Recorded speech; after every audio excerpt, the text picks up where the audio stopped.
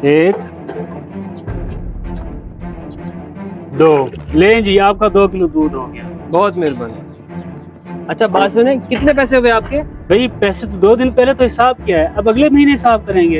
वो बात आपकी ठीक है, लेकिन ये 2 दिन के कितने पैसे हो गए आपके? इस हिसाब से 2 दिन के तो आपके 400 बनते हैं। अच्छा 400 हुए हैं। ये ले 400 रुपए, और कल से आपने दूध देने नहीं आना। कल से नहीं आना? क्या बात है भाई, दूध में कोई मसला है तो मुझे बताएं। नहीं नहीं भाई, आपके दूध में कोई मसला नहीं है।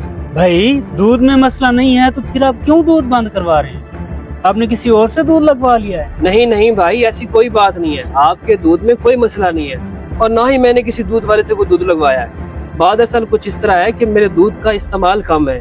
ये जो दूध आप दे के जाते हैं, कम से कम ये 3 दिन चल जाता है।